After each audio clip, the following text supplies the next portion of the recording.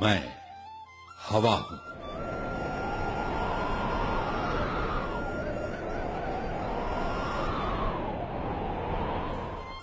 खुद को हवाओं के हवाले करके देखें, जिंदगी को पंख लग जाएंगे, खूबसूरत पंख। मुझे इसका एहसास है क्योंकि मैं अतीत से इतिहास का गवाह रहा हूं। मैं बीजों को अपनी बाहों में समेटे एक जगह से दूसरी जगह, एक देश से दूसरे देश ले लेके घुमाऊं और उन्हें अपनी नजरों के सामने जन्म लेते, पौधा बनते और फिर फूलों फलों से लदे बड़े बड़े सायादार पेड़ बनते देखा है। और खुददारी तो देखें इन बीजों की। इन्होंने जो भी जमीन से लिया उसे अपने आप को मिटाकर वापस अदा किया। इन बीजों की खुददारी देखकर आजादी पूर्व के मशहूर हिंदुस्तानी शायर इकबाल का शेर याद आ जाता है। मिटा दे अपनी हस्ती को अगर कुछ मर्तबा चाहे, कि दाना खाक में मिलकर गुले गुलजार होता है। इकबाल ने तो ये शेर काफी बाद में लिखा था, लेकिन गोरखों ने दुनिया को अपनी हस्ती मिटाकर जीने के सलीके बहुत पहले ही सिखाना शुरू कर दिए थे। कुछ इकबाल के इन्हीं बीजों जैसी दास्तां से हम आज रूबरू होंगे। जब पूरब से निकलती सूरज की किरणें नेपाल के इन ऊबड़ खाबड़ पहाड़ों के दरमियान बसे इस गोरखा राजशाही इलाके पर पड़ती है। कहते हैं 16वीं शताब्दी के संत बाबा गोरखनाथ के मानने वाले होने की वजह से यहाँ के लोग गोरखा कहलाए। कुछ दूसरे लोगों का कहना है कि यहाँ के लोग हिंदू आस्था के मुताबिक हमेशा से गौ रक्षक रहे और इसी वजह से गोरखा नाम पड़ा। दरअसल नेपाल जो आज नेपाल सा दिखता है, इसका सेहरा भी 18वीं सदी के गोरखा राजा पृथ्वी नारायण शाह के सर ही जाता है, जिन्होंने आपस में हमेशा लड़ते रहने वाली यहां की 24 रियासतों को एक किया। राजा पृथ्वी नारायण शाह की फौज गोरखा के नाम से जानी जाती थी। हम सब जानते हैं कि किसी समाज की कहानी कितनी भी अच्छी तरह क्यों ना कही जाए, दास्तां के कुछ न कुछ हसीन पहलू तो छूट ही जाते हैं। हवाओं के देवता होने के बावजूद मैं ये दावा नहीं कर सकता कि मैं हर संग मिल, हर उस पन्ने को पेश कर सकूंगा जिसने अब तक के गोरखा इतिहास को सजाया संवारा और यादगार बनाया है। हां, मेरी कोशिश ये जरूर है कि हर उस दिलकश नजारे को पेश कर सकूं जिससे गोरखा तारीख को मुझसे कोई शिकायत न रह जाए। नेपाल को संगठित और मजबूत बनाने के बाद पृथ्वी नारायण शाह ने सिक्किम के एक बड़े हिस्से को अपनी बहादुरी का एहसास दिलाया।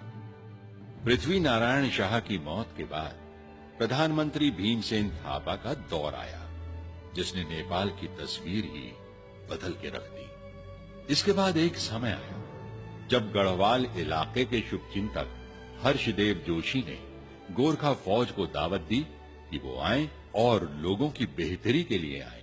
हालात की नजाकत को समझते हुए गोरखा फौज ने हर्षदेव जोशी की दावत कबूल की और फिर काली नदी पार करके 1790 में कुमाऊं पे कब्जा कर लिया। इसके बाद तो जैसे गोरखा कौम पीछे मुड़ के देखना ही भूल गई।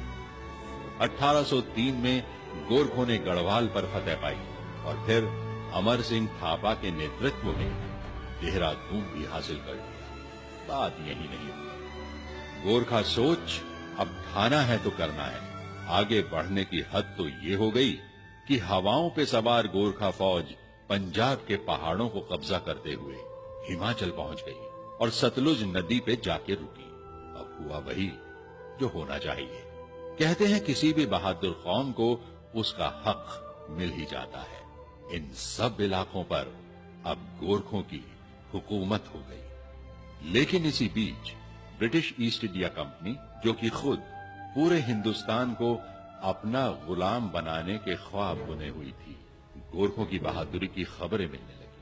अंग्रेज मुगलों की हुकूमत तो लगभग खत्म कर ही चुके थे और यही वजह थी कि उन्होंने गोरखों को कबाब में हड्डी मानते हुए भारत नेपाल सीमा के भुटवाल पोस्ट पर गोरखों पर हमला कर दिया।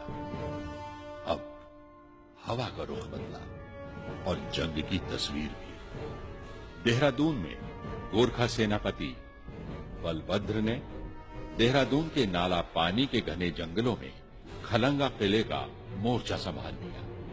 यहां 3 ऐसी लड़ाइयां हुई कि अंग्रेजी फौजों के चेहरों पर हवाइयां उड़ने लगी। उन्हें हिंदुस्तान में दुश्मन तो बहुत मिले, लेकिन ऐसे कभी नहीं मिले जिसने मैदाने जंग से उनके पैर उखाड़ दिए हों और उन्हें मुंह की खानी पड़ी हो।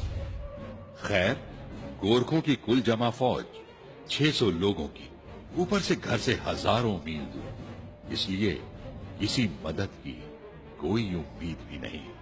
और हथियारों के नाम पर कुछ बंदूकें, कुछ नेपाली खुखरी और कुछ गुलेले, और वहीं अंग्रेजों की 10,000 लोगों की फौज, घोड़ों और सारे हथियारों और दूसरे साजो सामान के साथ। किसी चीज की कोई कमी नहीं, सिवाय एक चीज की, वो थी जान हथेली पर लेके लड़ने की, जिसकी कमी गोरखों के पास थी ही नहीं। और यही वजह रही कि शुरू में हुई अंग्रेजों की गोलाबारी का गोरखों पर कोई असर नहीं हुआ। रात हुई, गोरखा फौज अलाव जला के उसके पास सो गई, जबकि महिलाएं बच्चों की देखरेख में लगी रहीं। आखिर हवा होना, ये सब मैं देख ही रहा था। अचानक मेरी नजर एक गोरखा पर पड़ी जो किसी अंग्रेज खबरची को बलभद्र के कैंप में लेकर आया था। आधी रात से ज्यादा का वक्त। मशालजी ने मशाल कुछ इस तरह से पकड़ी हुई थी कि बलभद्र अंग्रेजों की भेजी चिट्ठी पढ़ सके। चिट्ठी पढ़ते पढ़ते बलभद्र के चेहरे का रंग बदलने लगा, कुछ ऐसा रंग कि जैसे कह रहा हो, तुम्हारी ये जुर्रत। बलभद्र ने चिट्ठी पढ़ी, उसके टुकड़े टुकड़े किए और फिर जमीन पर फेंक दिया। मैं इतनी रात में इस तरह का खलल पसंद नहीं करता, और जहां तक हथियार डालने की बात है तो अपने जनरल से कहना कि गोरखों को जिल्लत की जिंदगी से कहीं ज्यादा इज्जत की मौत पसंद है।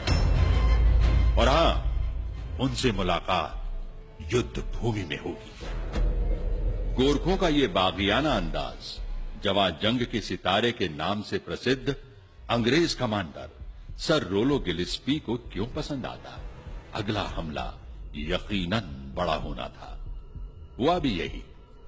चारों तरफ से एक साथ गोरखा फौज पर हमला करने की तैयारी शुरू हो गई। इधर गोरखों को भी खबर लगी तो उन्होंने पहले ही अंग्रेजों पर हमला कर दिया।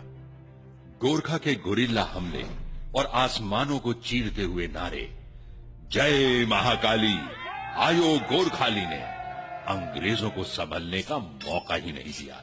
गोरखा खुखरी कुछ यूं चलाते जैसे पेड़ों के पत्ते काटने का काम चल रहा हो। गोरखों के बेखौफ हमले ही अंग्रेज फौज को तितर बितर करने के लिए काफी थे। ऊपर से मरते साथियों को देख अंग्रेज फौजी भागने लगे। अपने ही फौजी भागते देख जनरल गिलेस्पी का पारा 7वें आसमान पर। एक तो ऐसे हमले की उम्मीद नहीं, और फिर फौज की ये बुजदिली, यूं दुम दबा के भागना। जनरल गिलेस्पी ने बंदूक अपने फौजियों पर ही तान दी और फिर बंदूक के सहारे अपनी भागती फौज को रोका और फौरन गोरखों पर पीछे से सीढ़ियां लगा के हमला करने का हुक्म दिया। ये वो जगह थी जहां गोरखा फौज से नहीं बल्कि महिलाओं से उनका सामना हुआ, वो भी कम नहीं। आखिर गोरखों की बेटियां ठहरी। बस अपने बच्चों को अपनी पीठ पीछे बांधा और ऊपर से बड़े बड़े पत्थर फेंकने शुरू कर दिए। गोरखा महिलाओं का ये कदम एक भागती हुई फौज के दोबारा बहादुरी साबित करने की कोशिश के ऊपर भारी पड़ा। अपनी फौज की बुजदिली देखकर गिलेस्पी एक हाथ में तलवार और एक हाथ में पिस्तौल लिए आगे आया, लेकिन तभी बंदूक की एक गोली उसका सर पार कर गई। सिर्फ 60 गज की दूरी पर से चलाई गई गोली गिलेस्पी को धाराशाही करने के लिए काफी थी। अब इसके बाद तो गोलाबारी बंद होनी ही थी।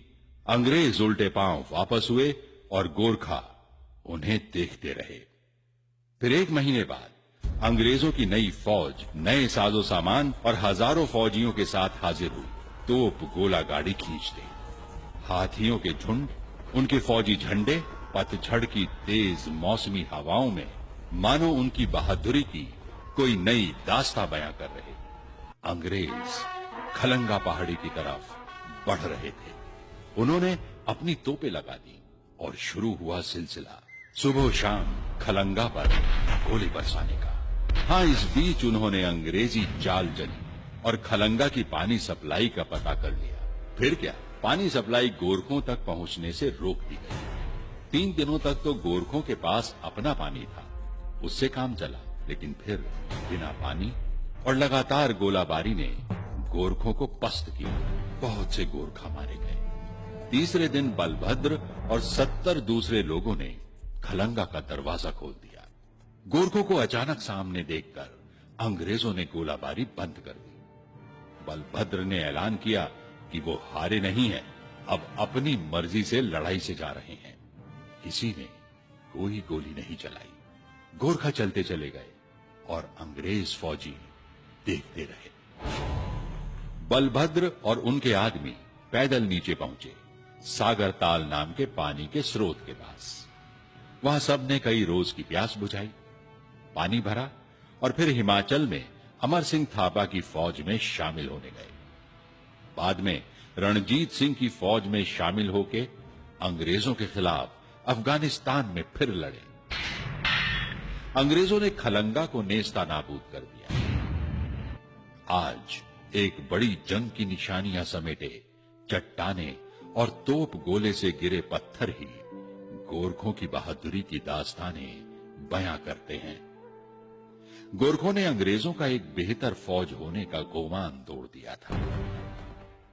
गोरखों का यह नारा कि कायर हुनु भंदा मरनु रामरो, या कायरता की जिंदगी से मौत बेहतर है, अंग्रेजों की एक खास बात थी कि वो सच्चाई का सामना करने और हक की बात मानने से गुरेज नहीं करते थे। और यही वजह है उन्होंने सरेआम गोरखों की जज्बाए सरफरोशी, खुददारी और बहादुरी को कबूल किया और उसे इज्जत बख्शी। ये जंग खलंगा ही थी जिसने गोरखा के एक शेर दिल बहादुर और जंगजू कौम होने के किस्से को आम किया। और तो और गोरखों की खुकरी के अजीब व गरीब हथियार होने की दास्तानें भी सारी दुनिया में फैल गई। और आज भी पत्थरों की ये 2 स्मृति शिलाएं, एक सर रोलो गिलिस्पी और दूसरा बहादुर दुश्मन बलभद्र और उसकी फौज के नाम, इसी बात की गवाही देते हैं। और हां, ये दुनिया की अकेली स्मृति शिला है जिसे बरतानिया ने अपने दुश्मन की इज्जत और बहादुरी में बनवाया है। अंग्रेजों से गोरखों का अगला मुकाबला हिमाचल प्रदेश में जनरल अमर सिंह थापा से हुआ। गोरखों की आखिरी घेराबंदी सबाथू के नजदीक मलाऊ में थी। यहां भी कुछ वैसा ही हुआ कि दोनों में से कोई फतह याब नहीं हुआ और गोरखों की बहादुरी का लोहा मानते हुए अंग्रेजों ने गोरखा फौज का बाइज्जत अपने बुलंद फौजी झंडों के साथ नेपाल वापस जाने का करार किया। गोरखों और अंग्रेजों के करारनामे के वक्त तक गोरखों की गढ़वाल में 12, सिक्किम में 33 और कुमाऊं में 25 की हुकूमत हो चुकी थी। गोरखा रियासत सतलुज से तिस्ता तक फैली हुई थी। सगौली करारनामे के बाद गोरखों के जीते हुए 105,000 किलोमीटर के हर इंच का हकदार अंग्रेजों को बनाया गया। और तो और गोरखों की बहादुरी की इससे बड़ी सनद क्या होगी कि अंग्रेजों ने उनको अपनी गोरखा बटालियन में शामिल करना शुरू कर दिया। और अंग्रेजों के गोरखों पर भरोसे का आलम यह था कि पहले विश्व युद्ध के वक्त गोरखा रेजिमेंट ने